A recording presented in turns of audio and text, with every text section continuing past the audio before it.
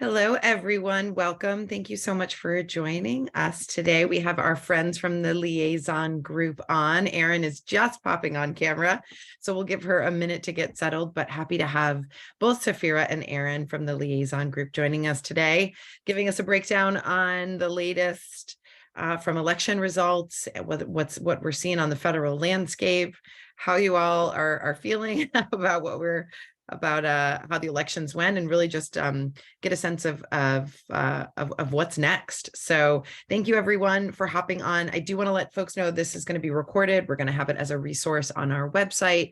So we are happy. Hopefully you'll find this useful as a useful resource, and you can go back and watch it again if you missed anything. And I do also want to let folks know that if you have questions, we'd love to hear from you throughout the presentation. We're going to be taking questions through the Q&A feature on the webinar, so please go ahead and use that. And no worries. Safira's I don't know how to turn it off per usual. So awesome. Well, we are going to kick things off. I know we're going to have folks continue to join us. So welcome again to Safira Galoob and Erin Moffat from the liaison group. So thank you so much, Safira. Take it away. Thank you so much, Lindsay. And I think our last time together was a couple of weeks ago when we overviewed what was going on following the administration's announcement around expungements, or actually around pardons, and what the distinguishing between pardons and expungements, as well as the direction towards HHS and DOJ for scheduling. And we'll get to that in a moment. But most importantly, I wanted to start the conversation today by level setting and making sure we're paying attention to the right things.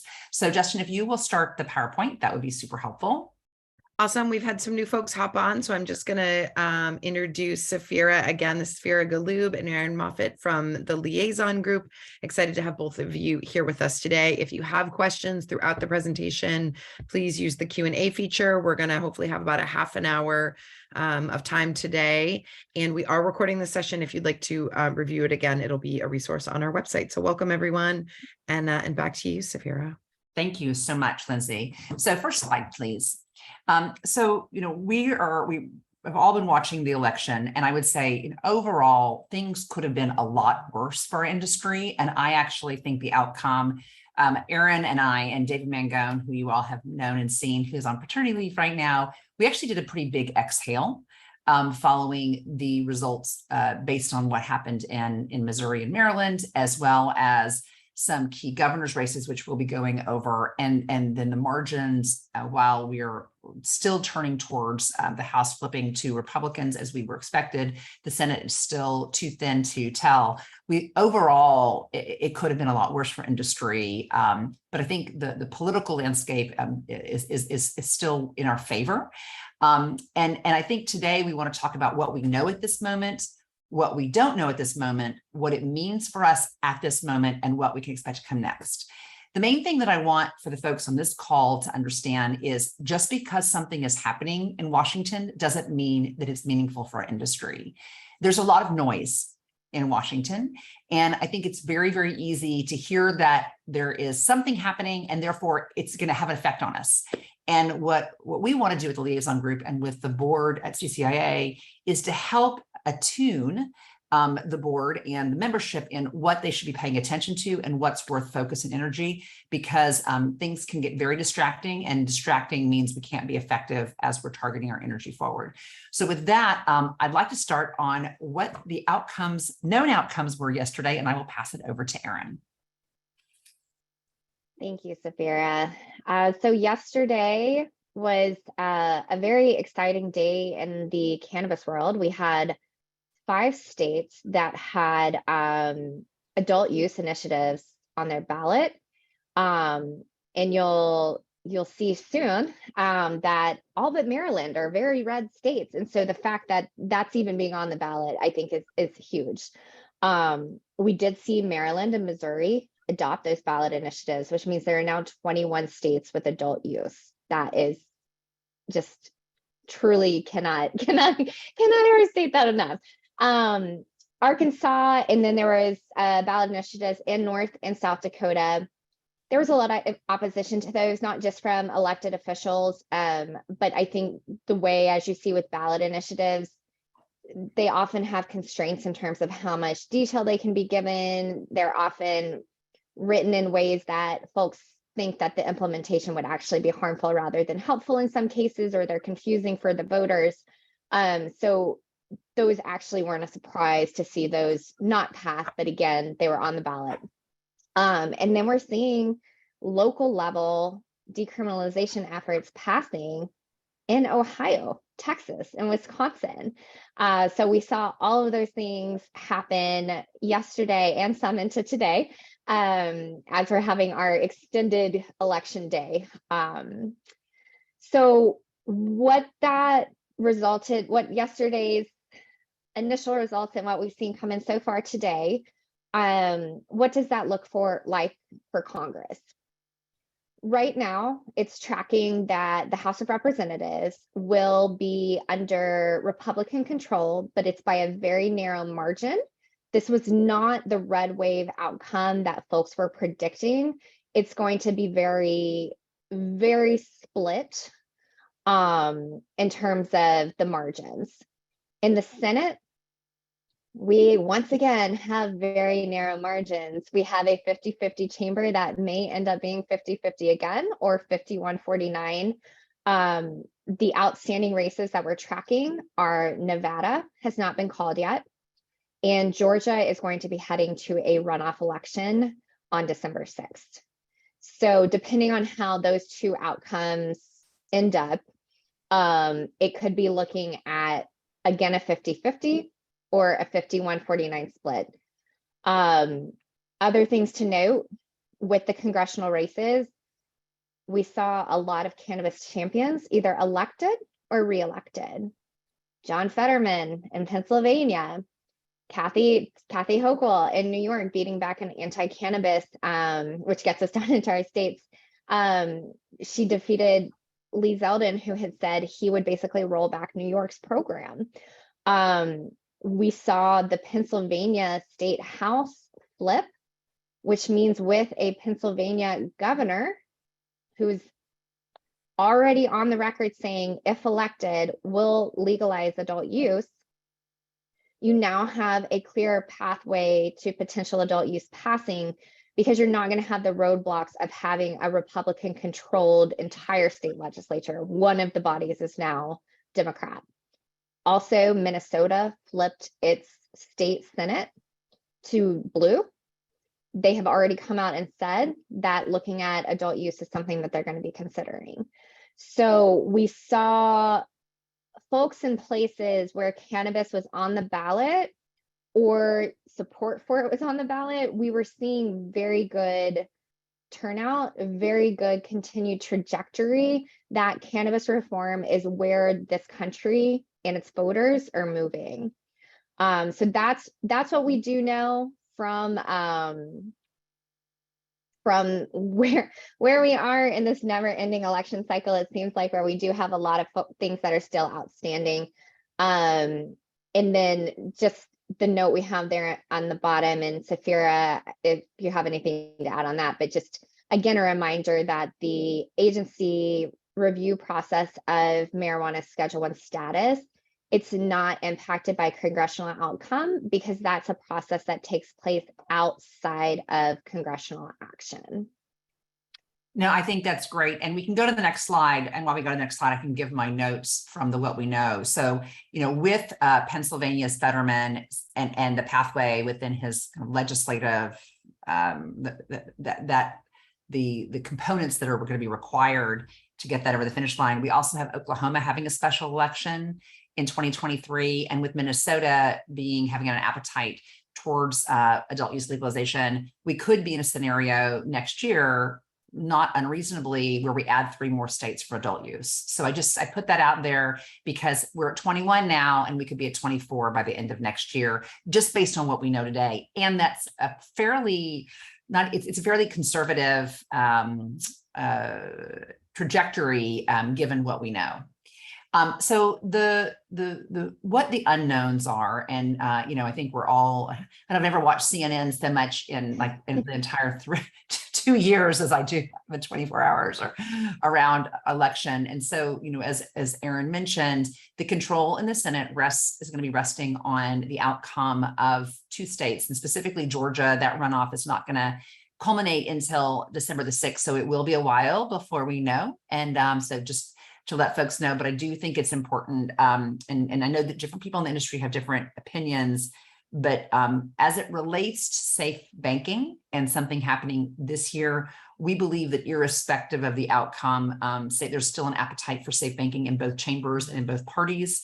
I think the one thing that is notable is that if it does become a more if we become an R Senate for next Congress, I think that does impact the scope of safe banking or safe plus, as it were, just because I think motivations change there and people have kind of different things on the line, but I still think we have a motivation to get something done. I also just want to bring to folks' attention, and we've talked about this we talk about this a lot when we're educating people in the cannabis industry, advocates and folks that are looking at different pieces of legislation, is that messenger matters. So just because you have somebody excited about cannabis reform in Congress doesn't mean that they're the right person. And even if they are the right person, if they don't sit on the right committee of jurisdiction, because just like in California, not every committee handles every matter, that in Congress, if you do not have the right champions who sit in the right committees of jurisdiction with the right party in charge, it doesn't matter how good your idea is. And so a committee assignments actually in the House that will be a Republican-led House, they're not actually going to happen. We actually won't be assigned until after the first of the year. We do have some idea that likely Jim Jordan will lead in judiciary. And I know that name may not mean anything to you guys, but I just have to tell you, anti-cannabis and Jim Jordan, that is definitely on par. We are probably going to have Congressman Luke Meyer in financial services. So we're paying close attention to who would likely be the leads of those committees of jurisdiction. And then, I think the final thing here is actually the administrative process. I'm actually going to hand this over to Erin, because I think she's really become one of the leaders in understanding what the administrative process is as it relates to what's going on with the Biden announcement based on what we know today. Erin, take it away. Yeah. And, I would love to say that we have more clarity on this process since the last time we spoke, and we don't. And that's kind of the reality of how bureaucracy works, right? Very, very slowly and not always as transparent, I think, as would be helpful in these situations. Still looking at what HHS will use for their 8-factor analysis of the medical and scientific evaluation. Depending on what they take, that information could impact the timeline that they're looking at. It's not been clear what outside input will be taken by either FDA, HHS at large, or DEA and DOJ at large to inform this process in addition to that evaluation. And I probably hear, what time are the agencies realistically thinking? Everyone came out the gate afterwards, said, this is great, we're going to move expeditiously. But the reality of the situation is you can only move as fast as the process allows for it to happen. So we still have a lot of question marks that we don't know, because no one knows the answer to it, because so many things have to be spelled out that will determine that timeline. So that's where we still sit today. Again, congressional outcome doesn't impact that process. The caveat being that politics are always in play. Hey, we have a question that I would love to address, and also encourage folks, if you'd like to use the Q&A feature, we'll stop periodically throughout this conversation to answer some questions. And this is an interesting one. If there is federal legalization, can individual states still opt to not legalize? So I'm really glad that you all asked this question, and we can tag team this, Erin. The answer is, everything we are seeing and understanding, the answer would be yes. and frankly, if it happens through administrative agency, there will be, legalization, or we'll call it decriminalization, and a pathway towards us seeing cannabis no longer illegal at the federal level would not preclude states from having its current defined market to commercialize. But also, I think it's notable that there are rules and regulations that are not yet determined. So even though we can at this moment say, absolutely, if this happens at an administrative level, then we would expect things to happen in the states or not happen in the states. I don't think we can make that analysis, or we can't make that conclusion at this moment, because there's a lot of ways that the federal government could ultimately conclude that this happens. Erin, why don't you make sure I said that in a way that resonated and add anything on? In a vacuum, and this is something that I've, always tried to help folks understand when I was working on the Hill, is that if Congress just clean legalized, if the administration clean legalizes, that means that the federal barriers disappear. Then the state laws become supreme. Because right now with the supremacy clause, that's why the state legal programs have such issues, is because the federal schedule supersedes. If you take that away, what rules in a vacuum is the state's decisions on this. You see this with alcohol, but people don't really see the differences on a state-by-state basis. But, I can tell you in the South, there's places you can't buy liquor on Sundays still. Certain hours, different places you can buy it only in an ABC store or a grocery store. And so it would be that same kind of situation, just a little bit more clear cut than alcohol is this day and age. But as Safira mentioned, we can only speak to what that would look like in a vacuum, and it's not likely that anything will be done in such a vacuum that there won't be some kind of additional guidance that would inform that, unless truly they just did a clean, we don't want to have to deal with this anymore, we're going to just truly let the states deal with it. But that would then just make that the state law supersedes. Great, thanks. And we did have a little bit of feedback about dual jurisdiction between federal and state law, and that retailers of alcohol are not regulated by the feds. So I think that's an interesting point to add on to as well. But they are taxed. But They're they are taxed. So, yep. And for them to introduce a product in their supply chain, there's a process for which they have to comply in order to introduce something in their supply chain, which is what TTB does. Yeah. So there is regulatory oversight on some levels. Mm-hmm. But that would be like what a deschedule would mean, is that the federal government is not regulating it. Yeah. Yeah. Right. So in that situation, it would be exactly like alcohol in that case. Excellent. Well, happy to move on. We've got a couple other questions coming in, but we'll be sure to pepper them throughout. Great. And so I think, we are now kind of at the what this means moment. And this is where we really want to step out and look things from a kind of a holistic perspective. Because if you think about where Congress sits, they are tending towards a growing number of states with adult use, a growing number of places where you have both red and blue. As I mentioned earlier on in our presentation, likely it's not going to be 21, but it could very likely be 22, 23, 24 by the end of the year, including Oklahoma, very red state. And so that means more jobs, more folks who are impacted by the lack of banking, lack of access to capital, and more places to demonstrate that the sky is not falling when a regulated market and you have a responsible industry coming, birthing and growing up. I'd also say that, and I'm going to let I'm going to open this up and then let Erin take it, is that there was one other kind of not as well attended, meaning folks weren't paying as much attention to what was happening in some local jurisdictions. But I have been really I'll be really interested in seeing what will happen as a result on, and Erin, I believe there were 8 initiatives, right? Including a handful in Texas where we saw local jurisdictions decriminalized. Do you want to talk a little bit about that? Yeah, I think our tally now is 11. I'm tracking a lot of things, so the numbers are moving fast in my brain. So I apologize if that's not entirely accurate. But I know there were, I believe, 5 in Texas, and I think 3 in Ohio and 3 in Wisconsin, where you have in red states local initiatives where decriminalization is being passed.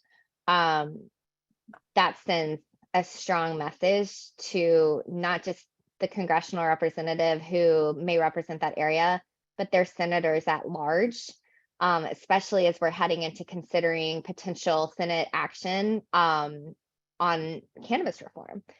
So that is no small thing to note that momentum and the way that congressional leaders will read the room, per se.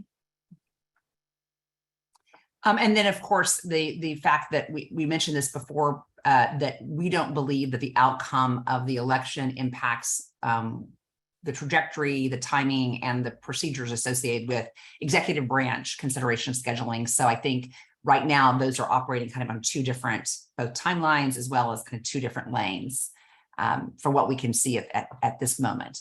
Lindsay, do we want to open it up for questions? We're ready to go to the next slide as well. Yeah, for sure. We have one regarding the possibility of Biden descheduling with an executive order.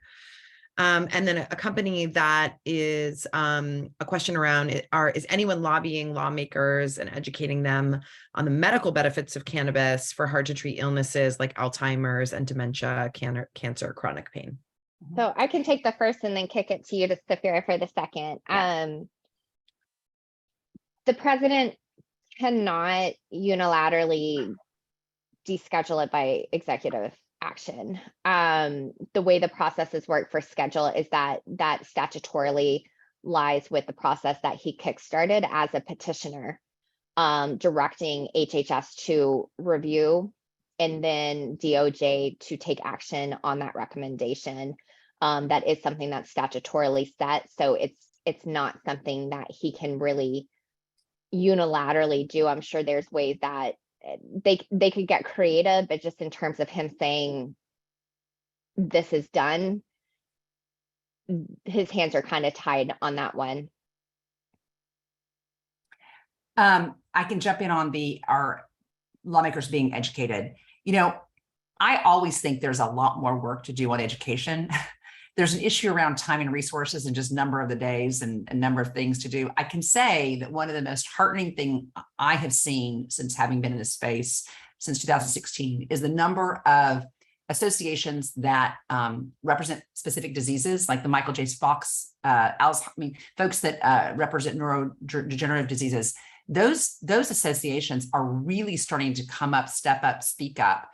And particularly folks that do kind of like the right to try advocacy groups have really taken cannabis on as like, are you kidding me? This is like really, really important. And they're a very credible messenger for us. So I do think there's more work to be done. And the other thing that I think industry can do a better job of, and I say this on behalf of my work with you guys, as well as my work with NCR and other agencies, is we can do a better job kind of coalescing those messengers, just in the same way that ABA is a really good messenger around why banking reform is appropriate and feasible, representing banks around the country. Having these associations who represent specific diseases say cannabis works for their constituents is a really important messenger for us, and we could do a better job of that. And we should do a better job of that. Great. Thanks, Safira. We've got a couple other questions coming in, but I think we should move through some additional slides and then circle back. So why don't I do an up next here on Safe Plus and the Prepare Act, and then actually, Erin, I will send it to you to talk about the House oversight hearing. How about that? I'll cover the 2 pieces of legislation. Okay. Actually, so one of the things that, this is again, going back to we talked about at the very beginning of our conversation, is that elections just happened, but we are still within this Congress, and we have between now and the end of the year to get something done. And I do think, based on our conversations, I think we've had like maybe 18 meetings in the Senate. I'm not even exaggerating. Erin, you're the keeper of all the tallies. I think we've had 18 meetings in the past like 3 weeks on SAFE, and continue to have them. And there is an appetite and desire to get something done. The question is what's the scope and what's the timeline? And of course, this is going to happen in the Senate. The House has already done their job 7 times. So I'm looking forward to seeing what is introduced. Likely will be something, either a a document that we call a principles document led by Leader Schumer's office, could be a piece of legislation. And then that will become kind of where we are in the negotiations. We'll be using that going forward. The second piece is the Prepare Act, which you all may have heard that there's going to be a hearing next week. While a lot of us are going to be in MJ Biz, there's going to be a hearing in the House Oversight. It was called on by Nancy Mace, who is the chairperson of the subcommittee. And the Prepare Act specifically, I think we brought it up. Actually, I don't know if we actually brought it up on a call, but it was originally introduced by David Joyce in the House in April, I believe, and it directs a series of federal agencies to develop best practices and regulatory frameworks to be implemented upon legalization. So it's actually a sequencing bill, and it's a bill that says we know legalization is inevitable, but between now and when legalization happens, we should start to get the agencies that are likely going to be interfaced to start giving feedback on how they see. And so that piece of legislation was introduced by Senator Hickenlooper last week. It's the first bill he's ever introduced, so we're really excited about that. But it's a piece of legislation that had been introduced in the House earlier this spring and will likely be kind of bipartisan support and have be kind of an incremental reform momentum towards it. So Erin, if you want to talk about the House Oversight hearing, we can open it for questions after that. Yeah, so Congress has been out of session for a while, so they are hitting the ground running next week, and they have scheduled a hearing on the developments in state cannabis laws and looking at potential bipartisan reforms that could be taken at the federal level. This came out of basically a promise to the ranking member of that subcommittee, Nancy Mace from South Carolina, who y'all might remember introduced the States Reform Act. And she had really worked to make sure that there would be a hearing on this before Congress adjourned at the end of the year. Just a little refresher on the States Reform Act. It's a little bit like the States Act that would have just deferred to the states on cannabis reform that had been introduced in several Congresses prior. But in addition to that, it would lay out, in addition to the deference to the state, it would lay out regulations where it would be much like an alcohol situation. So it has a little bit of federal regulation inside. It has a little bit of how medicinal products would still have to comply with FDA if on a prescription basis, to the extent that you see like CBD medicine currently, making sure that SBA would help support cannabis entities, and it also would create a tax structure. So it goes a little bit further than just the straight deferring to the States Act would. That being said, what we're seeing with this hearing, I think, will really carry more weight in the next Congress than this current Congress. As Safira discussed, we have this narrow but real pathway for a Safe Plus package. And I think that this oversight hearing with tight control in the House expected, Nancy Mace will likely be the chairman of that subcommittee next Congress. And so this is an opportunity for both sides to get together, say, hey, we saw the President Act since we've last talked about this.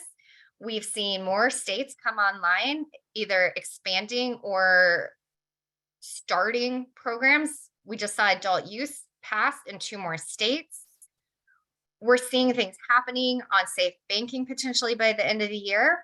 So let's really have that conversation about how the state cannabis laws and the federal cannabis laws aren't working together, and how we can move forward in a bipartisan way. And again, with the tight margins in both the House and the Senate, that is going to be vital. So it'll be very interesting setting the tone conversation that we'll see next week. That unfortunately, most of us will be at MJ BizCon, I hope. But they do have a limited number of days left in the year. So it's great to see that this would have been something easy that they could have not done, but they're still taking the initiative to have this conversation now. And so again, it's the message that this is sending, that Congress on both sides of the aisle is getting really serious about understanding that they've kind of been slacking on what they should have been doing here, and that they need to address this discrepancy between federal and state law. Great. Thanks, Erin. I would say they've definitely been slacking. Yeah. Behind the ball. Okay, knowing that the Senate math is still up in the air, if the Republicans take control, we know that McConnell won't prioritize cannabis. Do you see us getting any closer to 60 votes? Seems unlikely that Hawley and Blunt change their positions despite Missouri passing. Any other places you see progress that maybe we haven't touched on yet?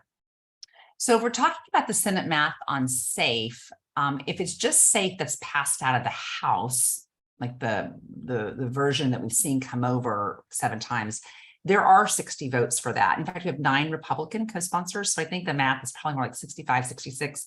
And I'll add, one of them is actually Blunt. That's right. Blunt is a co-sponsor of safe banking. So where it gets tricky is if Leader Schumer seeks to expand the bill that they're calling Safe Plus now to expand that bill in provisions beyond safe banking as passed out of the House. That's where we have to start negotiating. There seems to be an appetite for the HOPE Act, which we've just discussed, which is a piece of legislation that David Joyce and AOC introduced that directs states funding for states for state expungement. There seems to be an appetite for veterans access, and there seems to be those are the 2 areas where we've seen the most appetite. Then it starts to get dicey and tricky. Anything beyond kind of the safe banking plus, I do agree that the 60 votes, particularly towards legalization, notably Blunt is retiring, so he will not be in Congress anymore, but you're absolutely correct that Hawley is not likely to change his position. Great, thank you. And Laura sent that in, I think maybe prior to us chatting about SAFE. Oh, got it. Sorry, Laura. I just want to make sure Laura, let us know. There's a lot, it just goes a lot of different directions. Yeah, appreciate that. And then thoughts on implications on the midterms for 2024. We see that extremist candidates didn't do as well as I'm sure the Trump and friends would have liked. How are you reading the tea leaves on Trump's next moves, whether Biden runs, any insight that you have and would like to share? Erin, I'm going to let you. I would just say that I don't drink tea. And I'll wait for one door to close before I look at what's open in the next one. And I'll just kind of, I will say that what happened yesterday into today was not expected, and not just given the current situation and polling and rhetoric. When you have one party control like we had for the last 2 years, and usually in any midterm of a president's first term, it usually is a shellacking of the president's party, because it's seen, that's just historically how it's gone. And this is the smallest number of losses in the House that you have seen in such a situation. And there will be a lot of takeaways as to what happened there. But it will have implication for the next election. And I think the number one thing that I've just been seeing across the board is the way that young voters split for Democrats. And when you think about that, that is a generational change that you see go very cyclical. And so as more younger voters, if that trajectory continues, come a voting age, that's how that may go. And especially on issues such as cannabis, where you see folks, that trajectory is not slowing down. So I will leave it at that. Appreciate that insight and caution.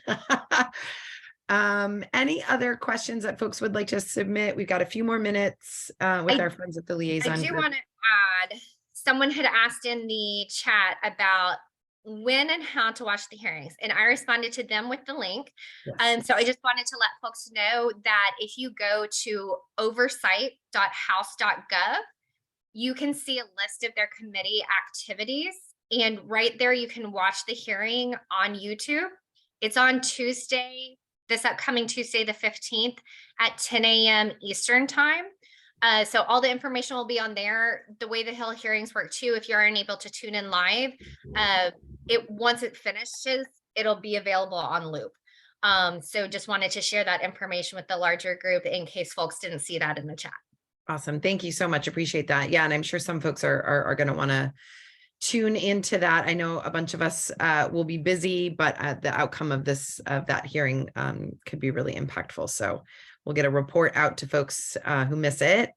And are there any further questions? It looks like we got a couple more in here in our last few minutes.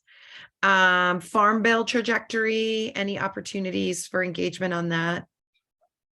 I'll take it, Sophia. Yes, go ahead. So I'm not sure if this came up on last call, but my background is I spent the last 4 years working in the Florida Department of Agriculture, and we set up our state's hemp program and learned a lot about the Farm Bill. The Farm Bill is a big beast. I think, Erin, are you caught? She freeze mid Farm Bill? She just wants to be like to hold it. So what she's Dramatic probably going to pause. say, I know, dramatic pause. Which, are you back, Erin? We'll see. I'll fill in where I think she's going to head. Okay. It is going to be something they start taking up starting during the next Congress. There will be conversations around CBD, and there's a lot of activity around that. And so understanding the direction that the lawmakers, specifically the staffers of those lawmakers, are going to be kind of focusing on, and how industry wants to engage. Definitely think there is an opportunity. It is not going to be an uncomplicated topic. And having the association know how it wants to engage with a lot of clarity, it would be a big lift. It's not going to be a conversation or two, because there's going to be a lot of dynamics around it. So engaging very thoughtfully and intentionally would be the way forward, not kind of casually and sporadically, if I can say it in that way. Great. Thank you. Well, Erin hopped off and maybe is hopping back on to finish her thought on the Farm Bill. Yes, I apologize. My computer literally just crashed on me. Because that's what it thinks about the Farm Bill. That's the angst. It's that big. It's that big. You just said it and it crashed your computer. So the Farm Bill is massive, and it happens every 5 years, and it's always really hard to get agreement on things. I will say, with the situation where there's going to be tight margins, I think that's actually good, because it makes folks work together harder, so that you'll have something thoughtful coming out of both chambers that has a chance in both chambers.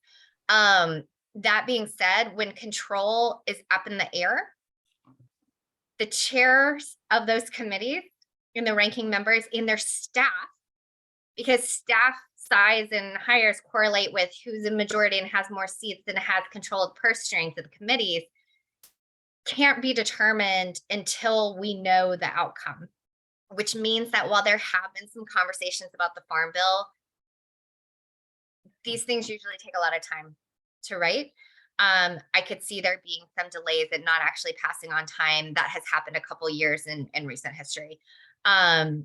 I will say that there is such an opportunity here. And I think the cannabis industry at large is starting to come to an aha moment on this, that I really found when I was working in the hemp space as well, is that the way that Congress addressed hemp was in a very unthoughtful way. And it has had some really unintended consequences by being unthoughtful. And with that too, it has an opportunity, because at the end of the day, this is one plant. It is an agricultural commodity being grown for different purposes and different uses and different structures. But I think there's a real opportunity you have here in trying to seek federal cannabis reforms when they're going in to patch their hemp program that they created. There's a lot of questions about the hemp threshold. I know that a lot of folks are seeing it as an opportunity to provide regulation for the unintended Pandora's box of Delta 8 and products that we are now seeing, as well as how CBD is kind of in this gray area with FDA. So I think people are seeing this is a real opportunity to provide those federal guide rails outside of a larger cannabis reform package, that this is a really good opportunity to address some of those issues. Yeah, thank you. And speaking of Pandora's box, Justin, I don't know if you're able to share the white paper that CCIA helped usher in. That is an incredible resource. It's very thoughtful on the complexity of issues that we're facing currently. And obviously more conversations are going to be coming up on, how to participate and impact the Farm Bill, what pathways we really have, the opportunities to activate. I know all of those are increasingly important and certainly something that TLG and obviously CCIA are working hard on and will continue to. So I appreciate folks bringing that up. And then Justin just shared our white paper as a resource. If folks haven't seen it yet, definitely take a look. And this is certainly something that we're going to continue to engage on. I think we are just about out of time. And I will just also share, Lindsay, that I shared that white paper far and wide, especially with folks I know in the hemp space, because I think it is such. In Florida, we saw similar to what you guys are seeing in California, and just really can't emphasize enough the importance that the Farm Bill opens to creating much needed guardrails around some, again, unintended things that came out of hemp legalization. Yeah, and I do think that we're going to continue to have really thoughtful conversations around it. I know that this focus really, we just wanted to get a debrief on post-election. And so as the dust continues to settle, we'll see where the chips have fallen, and then take assessment on that, and then chart best pathways forward with the resources that we have as advocates in the space, and the political will to make these changes. I know it's going to be a really challenging couple months, and certainly the next couple of years are not going to be an easy push. So I want to thank both Erin and Safira for hopping on today and for all the really thoughtful questions. Thank you everyone for participating. This webinar will be up as a resource on our website. And we'll hopefully talk with you folks in the near future and host another webinar soon on all things federal. So thanks so much, everyone. Appreciate your time today. Bye. Thank you all.